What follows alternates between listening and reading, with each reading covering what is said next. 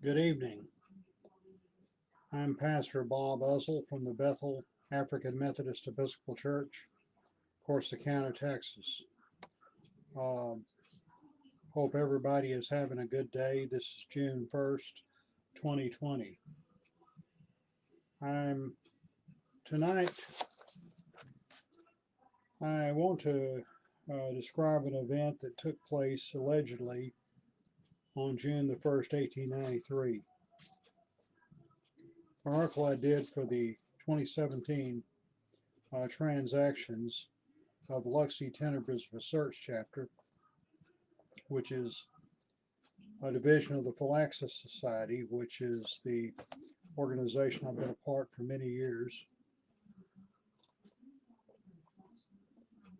An organization of Prince Hall Freemasons who seek more light and who have light to impart.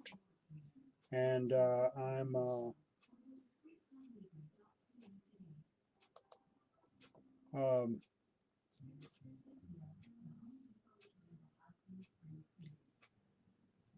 it was back in the 1980s that I served on the Imperial Historical Committee for the Prince Hall Shriners. And I was involved in research and preparation of the book, The Pillar of Black Society, the history of the uh, ancient Egyptian Arabic order nobles of the Mystic Shrine. The chief author of the book was my mentor, the late Joseph A. Walks Jr. of Leavenworth, Kansas, but I was a member of the committee that helped with the research and did a great deal on there. And Joe asked me to research the World's Fair that took place in Chicago in 1893, and also to present a background paper on Dr. Walter Fleming, who was a physician, and Billy Florence, who was an actor in that day, with the founders of what is now called Shrine International. And I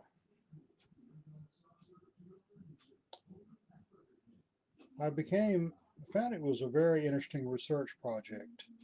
I can remember in early 1985, I was on the campus of my alma mater, Baylor University, doing research in the library. It was in the fall of '86 that I started PhD studies at Baylor and finished my degree in May of 1995. But I was just at that point in '85 I had not yet applied, but I was thinking about it. I met a student from Nigeria, and I never will forget our conversation. He had written a book on uh, Black American heritage, and I told him I was doing research on the ancient Egyptian Arabic order of the Nobles of the Mystic Shrine. And he responded by saying, well, Egypt did not become an Arab country until late in history. The statement is true, but it had absolutely nothing to do with what I was talking about. He did not know anything about Prince Hall Freemasonry, an organization that has contributed so much to the African American community since 1775.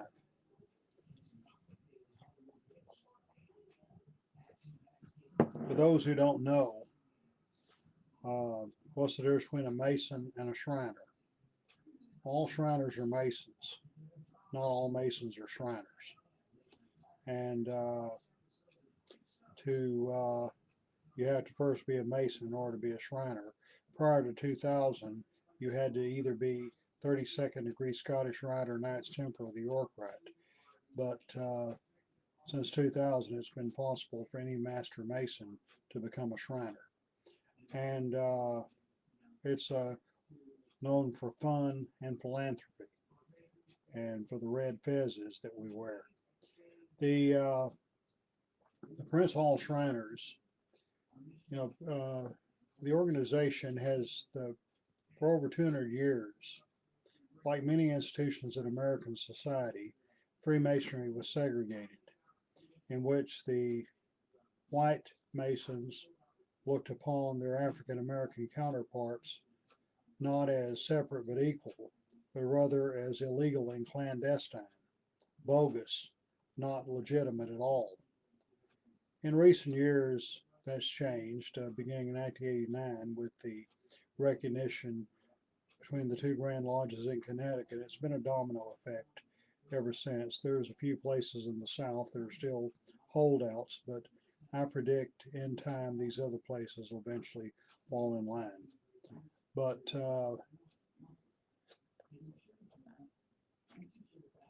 the ancient Arabic order Nobles of the Mystic Shrine, now known as Shrine International, was founded when Mecca Temple in New York City was chartered in 1872. And Dr. Fleming and Billy Florence were among the founders of the earliest shrine organization. As early, it was on June 1st of 1893 at the Columbian Exposition, the World's Fair that was held in Chicago.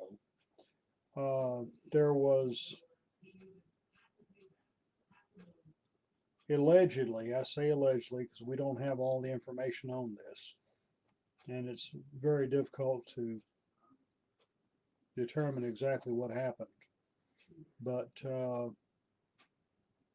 a Prince Hall Mason in Chicago by the name of John George Jones.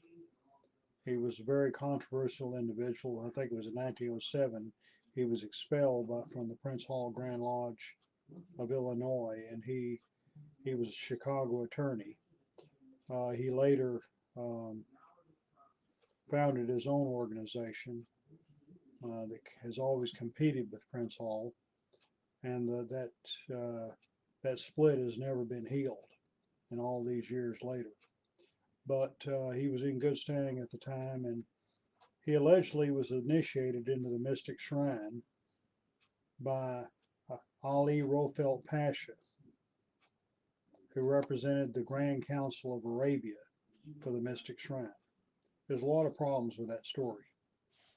It allegedly took place June 1st of 1893 at Apollo Hall on State Street in Chicago. Had a very dear friend by the name of Brian Abrams, who was a Chicago native. In fact, he lived there all his life.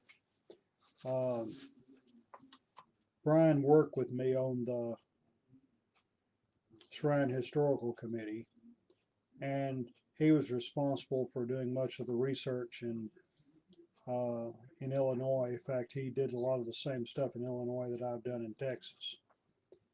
I last talked with him early part of 2008. The Philaxis Society met in Fort Worth that year in March. At the time, John Williams of California was our president, and John became very emotional at our luncheon. He stated that week on Tuesday night, he had talked with Brian on the phone. Then on Wednesday morning, he learned Brian had passed. Brian was a member of Arabic Temple number 44 in Chicago. And but I just want to talk a little bit about the background of these events, what allegedly occurred. It's been said the shrine is as American as apple pie, and there's absolutely no historical evidence to support the idea that the shrine began as a vigilante organization at the time of Prophet Muhammad. That's the lecture of Araby. There's no historical basis for it. And but the very good book, it was written a number of years ago, is Parade to Glory, The Shriners and Their Caravan to Destiny by Fred Vandeventer. And let's see, this was originally published in 1959, the Pyramid Edition in 1964. So it's a very good book, but it's quite dated, to say the least. For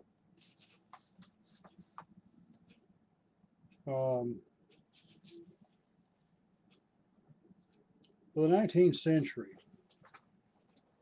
years after the Civil War,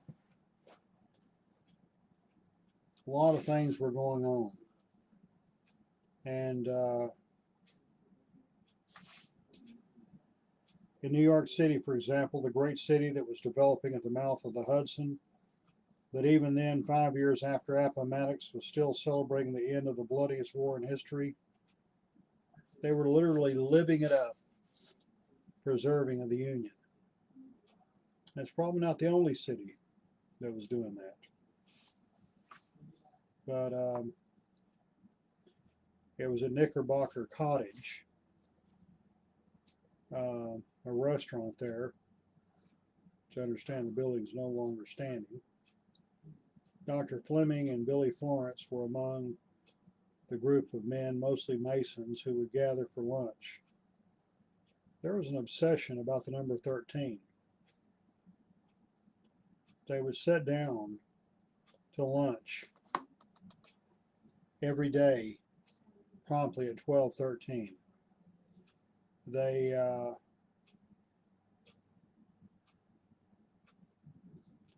had to have exactly 13 guys there. They couldn't have 12, they couldn't have 14.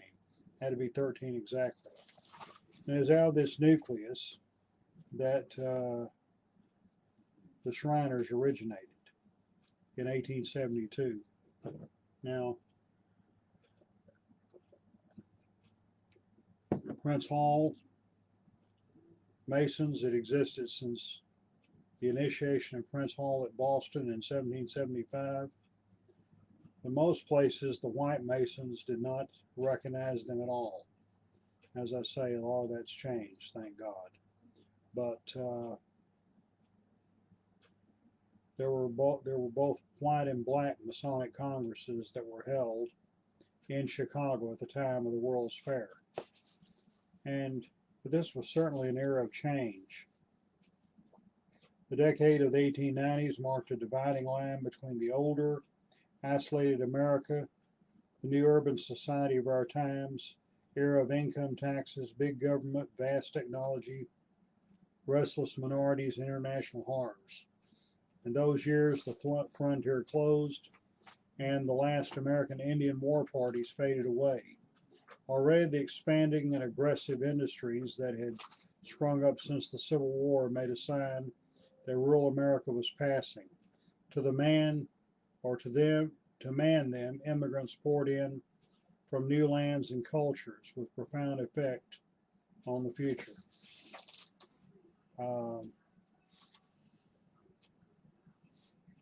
There were some good things and some bad things that happened during that time.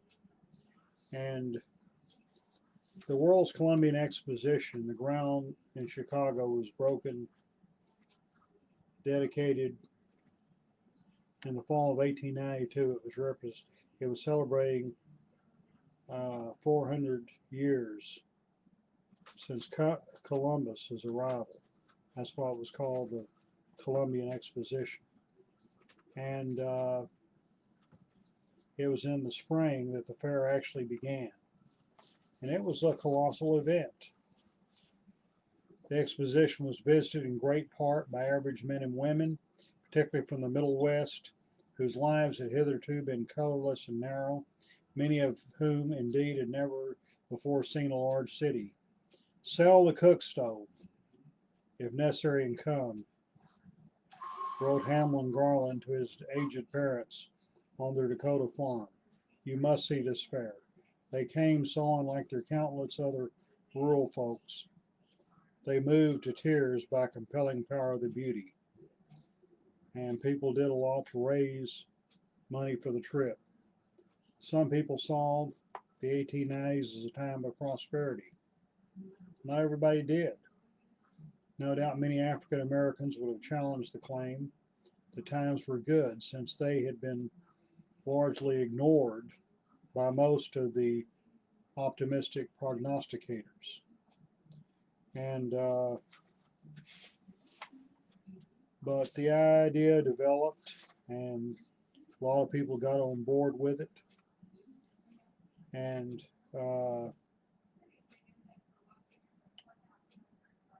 there were different bids made. New York, Washington, and St. Louis also wanted to be the host city, but Chicago was the successful bidder.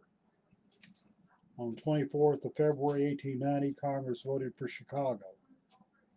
And on the 12th of June of 1890, the name World's Columbian Exposition became official. And a lot of things went on there. And from all indications, there were 12 million visitors. The event was a huge financial success. Nearly every foreign country was represented. The Palace of Fine Arts showed the works of American painters and sculptors. Exhibits in transportation, manufacturing, mining, electricity, agriculture, horticulture, floriculture, and the liberal arts mirrored the remarkable transformations of the age. The Midway Plaisance included exotic villages, an exciting street of Cairo, and the Ferris Wheel. The Ferris Wheel was designed by a Lebanese American by the name of George Ferris, and it made its American debut there at the Chicago World's Fair.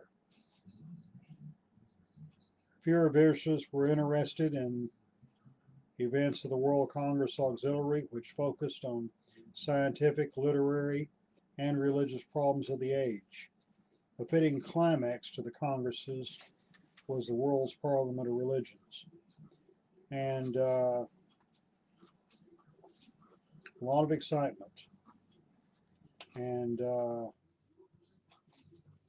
it was on the 1st of May, 1893 at 12 noon, President Grover Cleveland pressed a magic button which made an enormous Alice engine throb and said to the world's Columbian Exposition had begun.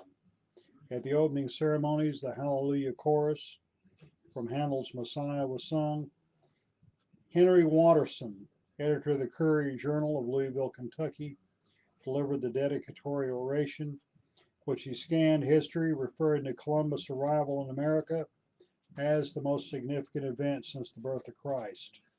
He discussed the right of suffrage, the 1892 presidential election, the Civil War, the end of slavery, the illusion of the Confederacy for which he had fought, and the attainment of union. He declared that America was moving toward true fraternity, that people all over the country were celebrating Columbus. There were people from a lot of parts of the world, including the Middle East.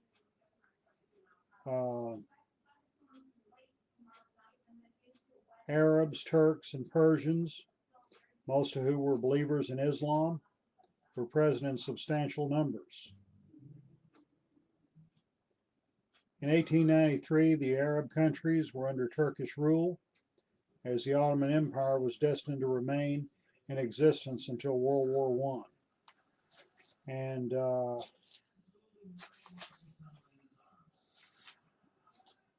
you could buy Oriental rugs, exotic jewelry,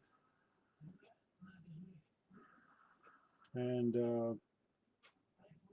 embroideries by women from Turkey. There's the Turkish building, built in Moresque style.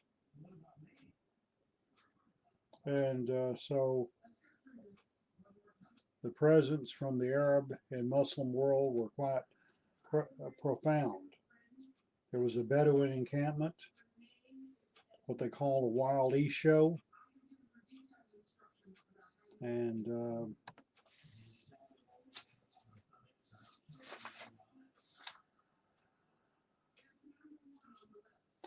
there was one photograph taken of the Turks and the Bedouins, with the Turks wearing their fezzes and the Bedouins wearing their head dresses. And then there was one photograph of a black African Moor who wore a red fez with a black blue tassel in splendid costume.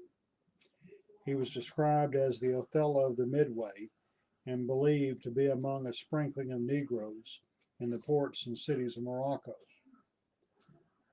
And then there was the street of Cairo, resembling old Egypt, and complete with a mosque, the Turkish theater, the Moorish palace,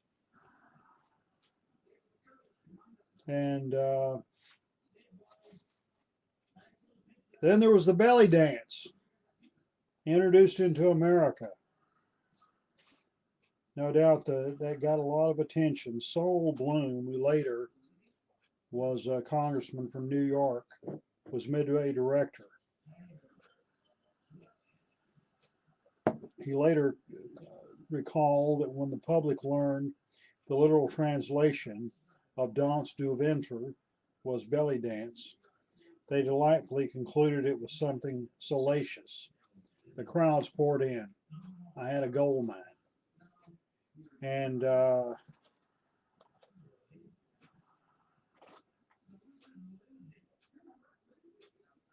some enthusiasts pictured the dancing girls as splendid specimens of Oriental beauty, their dances as peculiar but skillful and natural. The street of Cairo has been memorialized in song with William Gray's "She Never Saw the Streets of Cairo," and inspired the Cairo Street Waltz. However, the reputation of the dancers has probably exceeded the actual facts. While the belly dance was introduced there, the hoochie coochie, which later became stock of American amusement parks, was not. And contrary to many reports, Little Egypt, Coney Island's famous nude dancer, was not at the 1893 World's Fair. And Sol Bloom, as Midway director, was in a position to know. And he said at no time did that character appear at the Chicago Fair. And he got credit for introducing Little Egypt, credit he did not deserve. And the problem is, the more a myth is denied, the bigger it grows. And he said if he could just get as much credit for one or two things he actually did do as he did for Little Egypt, which he didn't do.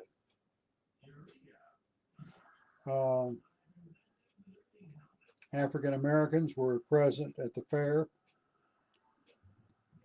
but in limited roles.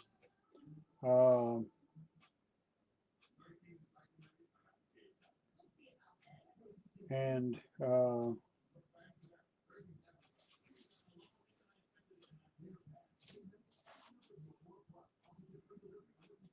though there were 8 million African Americans in 1893, not one of them was invited to join dignitaries on the main platform. And the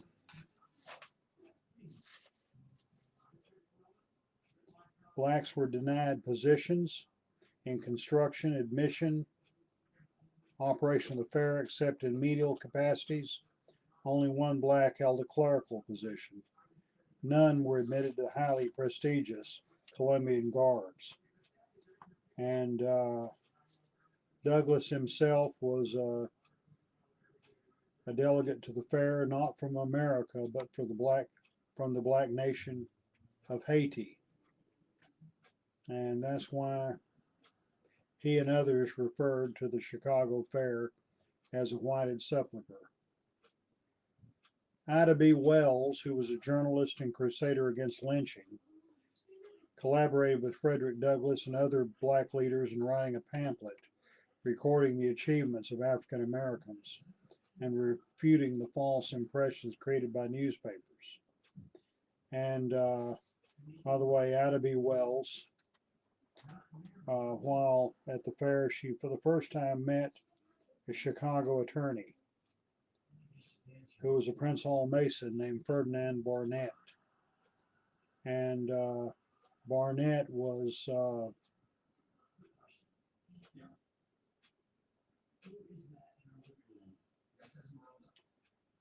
a law partner in the 1880s with John G. Jones.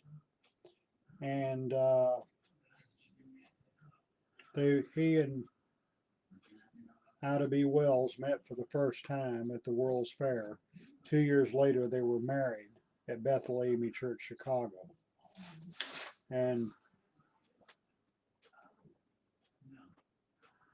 Douglas, like I say, was a special commissioner from Haiti.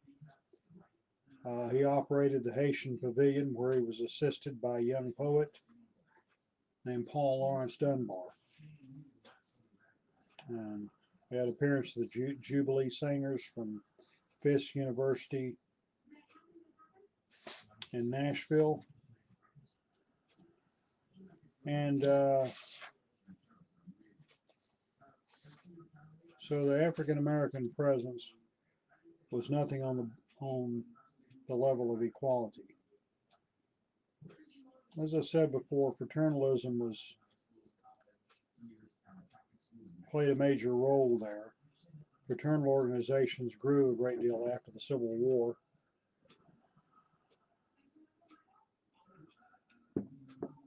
Including Freemasons. There's been some studies done about the idea of going Eastern or playing Eastern. And people who had money would travel to the East. Others who didn't have that much would buy Eastern paraphernalia. And there was just obsession to things like that. And that contributed to what developed into the Shriners and the focus on Arabia. The Prince Hall Grand Lodge of Illinois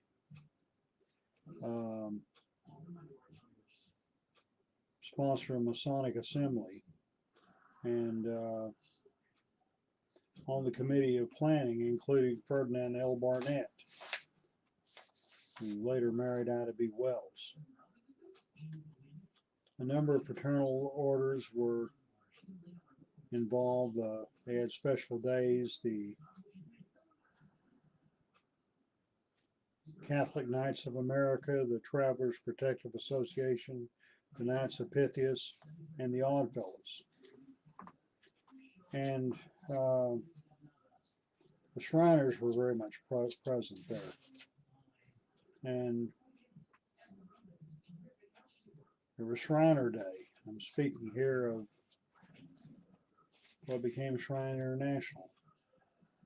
There's no way to determine exactly what John G. Jones and his followers experienced in Chicago on the 1st of June, 1893.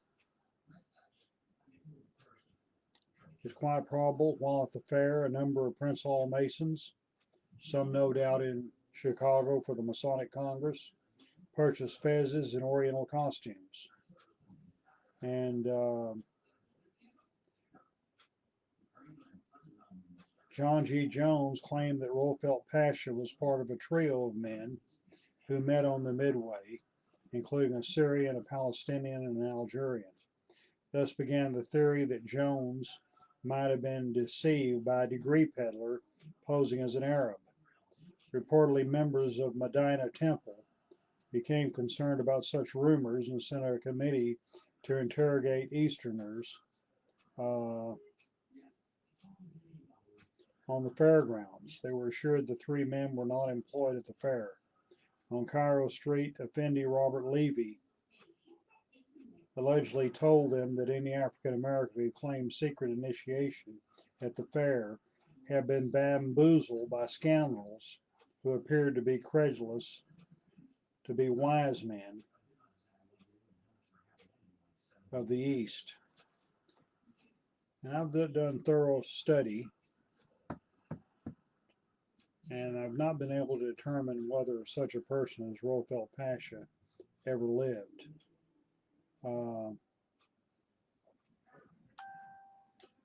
Joe Walks raised the possibility that At the time, Robert Morris' book Freemasonry in the Holy Land was a popular book dedicated to His Excellency Mohammed Rashid Pasha. Could he have Jones turned that name into um,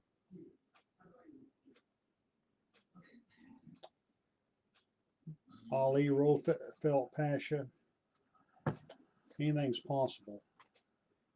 Pasha, by the way, is not a name but a title, giving the high-ranking military and political leaders in the Arab world.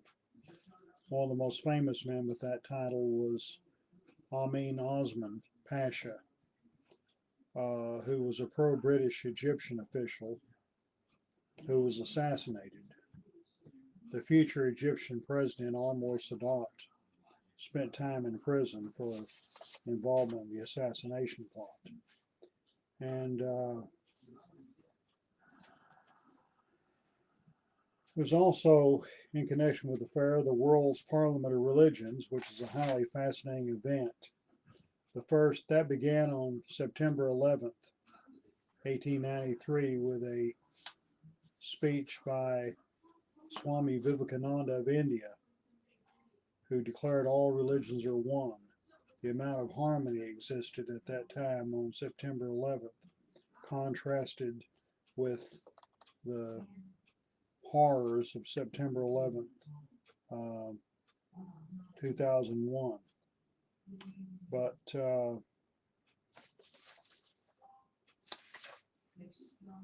there were only 3 African Americans who were known to participate in the fair.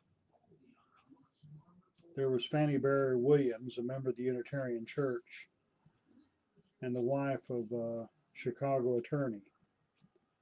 And there was 2 bishops of the African Methodist Episcopal Church, Daniel Alexander Payne, who presided over one of the sessions, and Benjamin W. Arnett, who gave 2 speeches at the Parliament and said he made friends for Africa with every word he spoke.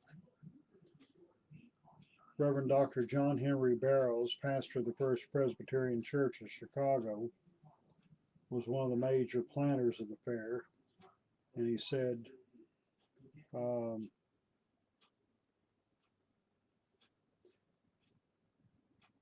pleasant friendships have been formed with men of a score of Christian denominations. Contact with the learned minds of India has inspired a new reverence for the thought of the Orient. He has seen in imagination Milton's dusk faces with white silken turbans wreathed, and the disciples of Zoroaster and the prophet of Islam. He found the spirit of truest human brotherhood. And the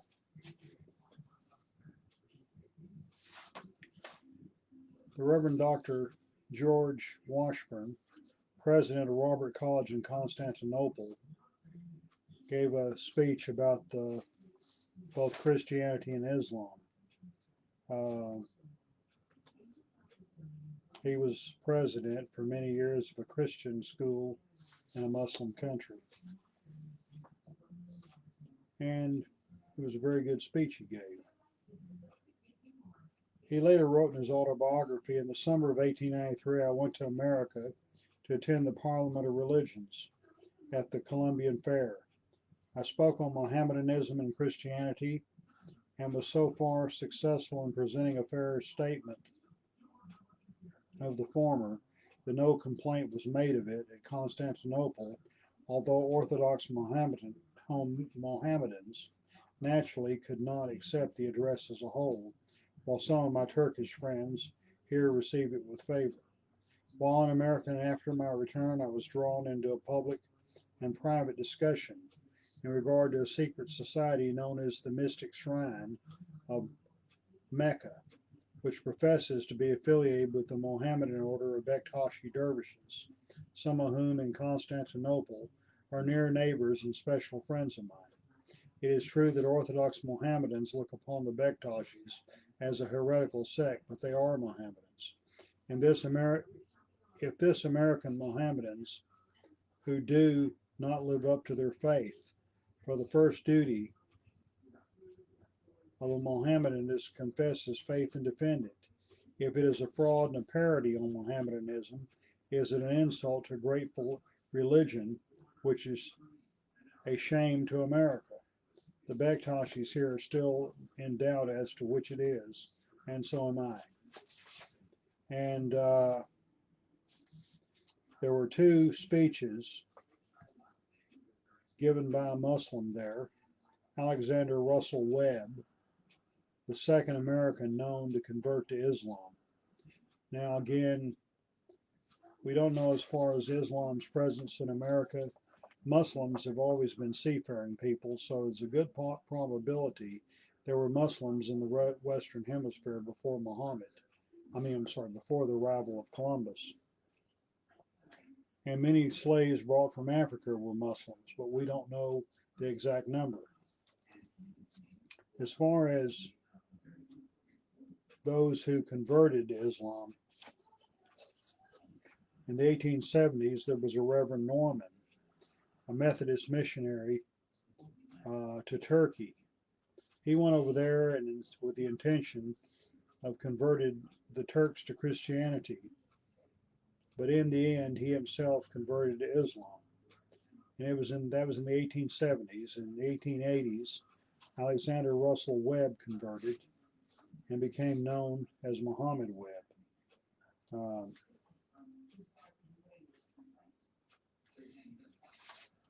And he gave one speech on the spirit of Islam and another, the influence of Islam on social conditions. And there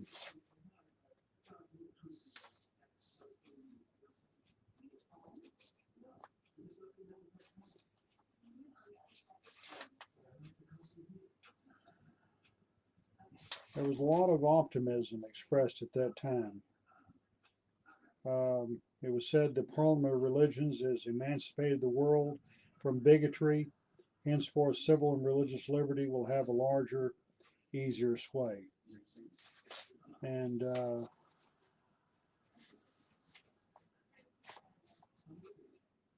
commentator on that said, as a contemporary historian has remarked, of the thunderous approval audiences reportedly bestowed upon the spirit of toleration and liberally exuded the Parliament's meetings, rather than smile of the naivete of that audience and the anonymous reporter who covered the event, the reader might do better to ask himself where the spirit of toleration and liberality has gone. For that naivete was certainly superior to the divisiveness of such religious leaders as Billy Sunday, who in the decade before World War I denounced the concept of the fatherhood of God and brotherhood of man as nonsense, condemned the social gospelers, and denounced the world's Parliament of Religions as one of the biggest curses that ever came to America. It was the efforts of such men and the coming of the fratricidal events that dissipated the influence of the Parliament. And it was 30th of October, 1893, was fixed by law as the closing date of the fair. 2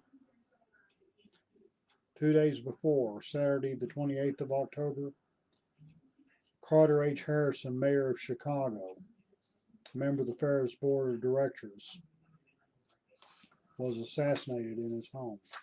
That day, he had given his last public speech at Festival Hall. So it ended on a note of mourning. And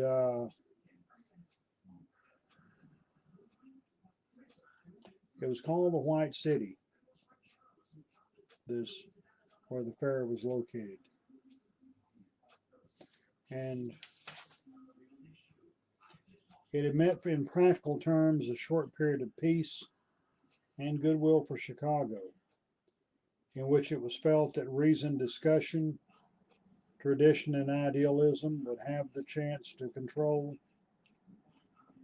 an otherwise highly dangerous socioeconomic situation. Indeed, the Exposition helped to hold off the worst effects of the economic panic that summer. Yet with the closing of the fair and the return of cold weather, unemployment skyrocketed. The streets of the city were filled once more with beggars, peddlers, tramps, and jobless men and women. The White City became what it had never been during the months of the fair, a city of the poor, inhabited by vagrants and tramps throughout the winter of 1893 to 1894. The larger classic structure survived intact until July 5, 1894, when during the first serious clash between federal troops, led by ex-World's Fair Grand Marshal General Miles, and striking railroad workers, incendiaries set fire to the great buildings. Thousands of soldiers, strikers, and frightened citizens stood watching the tremendous pillars of flame that lit up above Chicago's South Side. The utopian dream of Christian communities, directed by liberal businessmen and Christian pastors, went up in smoke that summer's night, and the world's Columbian Exposition, which had been conceived out of that faith in the rebirth of order, ended in violence and flame. The later years, the three Columbian caravels were used by the Knights of Columbus, a Catholic fraternal order, to stage pageants of the discovery of America. La Rabida, the model convent, which held most of the relics of Columbus, became a hospital for cardiac children. Atwood's Art Palace was refurbished, became Chicago's Museum of Science and Industry, and the Midway, without the Ferris Wheel, which had moved to Coney Island, became a popular dancing resort in the years before Prohibition, and eventually, with the replanting of Jackson Park, evolved into the tree-lined entrance to the University of Chicago. The ancient Greeks told of a great bird called the phoenix, only one of which existed at a time. At the end of its life cycle, the phoenix burned itself on the funeral pyre, and from the ashes of the dying bird a new phoenix rose with renewed youth and beauty. And the Greeks may have borrowed the idea of the phoenix from the Bennu, a sacred bird of the Egyptians whose rites were celebrated at Heliopolis, the city of the sun. Both birds symbolize the sun, which dies each morning, dies each evening, and emerges anew each morning. From the ashes of the world's Columbian Exposition, new forms of light came into being. No form of new life was destined for such greatness, in my opinion, as the ancient Egyptian Arabic order nobles of Mystic Shrine.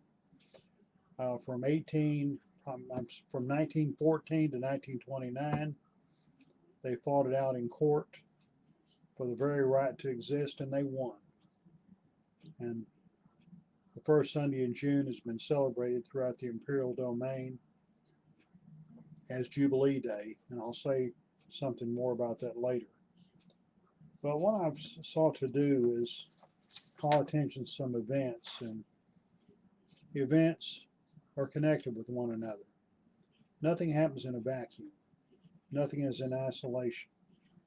All these things were going on in Chicago at that time, and in this decade of the 1890s. And again, John G. Jones and 14 other Black Masons claimed that this Arab had initiated them into the Mystic Shrine. I don't know what happened back then. He started his own organization, began with Palestine Temple No. 1 in Chicago. Again, eventually he was kicked out, and in 1900, the December 12th, the Imperial Council was reorganized in a meeting in Philadelphia. And at that time, Pyramid Temple No. 1, they were renumbered, and Pyramid Temple No. 1 is located in Philadelphia. That was under Imperial Potentate Isaac Holland. And then, for some reason, Chicago dropped way down, and became Arabic temple number 44. But the Prince Hall Shriners contribute a lot to charity, also have a lot of fun.